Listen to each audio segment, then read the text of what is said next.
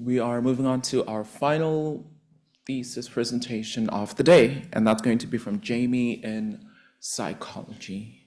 And right after that, we'll have Amy Gaffney come back again to do what Amy Gaffney does, I suppose. Thank you, Jamie. All the best. If you're stubborn like me, you might believe that if I ask you a question, your answer to that question is always going to be the same. But what you might be interested to know is that if I asked you that same question in your foreign language, your answer might be completely different. This phenomenon is known as the moral foreign language effect, and refers to the fact that when individuals are presented with moral dilemmas in their foreign language, they're significantly less likely to respond in a manner that upholds moral social norms. Instead, they respond in a manner that maximizes benefits for all people, even if it means that they commit a moral violation in the process, such as killing someone. While these dilemmas are theoretical, this difference in response patterns has grave consequences for meetings of world leaders. The United Nations, which has 193 member states, translates their meeting proceedings into just 3 different languages, forcing many different members to make important moral decisions in their foreign language. Researchers believe that the moral foreign language effect exists because individuals' emotions are lessened when they communicate using their foreign language. This stems from findings that memories are stored based on the language that they're made in. And because most of us spend more time communicating in our native language than our foreign one, we have more emotional and norm-based memories to draw upon when using it.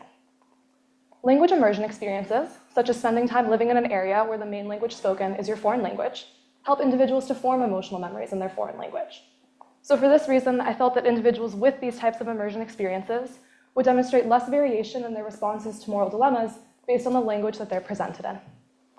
To test my hypothesis, I had over 200 participants respond to 3 different moral dilemmas.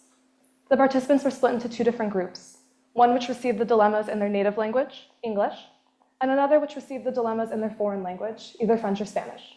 And after responding to the dilemmas, all participants filled out information about their language immersion experience. You can see my results above. The y-axis indicates how likely participants were to respond to the dilemmas in a manner that violates moral social norms. We can see that for those without immersion experiences, the 2 bars on the left, individuals were less likely to respond in a manner that violates social norms when the dilemma was presented in their foreign language than they were when the dilemma was presented in their native one. However, for those with immersion experiences, we don't see significant differences in participants' response patterns to these dilemmas. Overall, this shows that while we see an inverse of the traditional moral foreign language effect, we see differences in individuals' response patterns to these moral dilemmas based on the language they're presented in, which are neutralized by immersion experiences. This supports my hypothesis that immersion experiences help to bridge the emotional experience gap when communicating in your foreign language.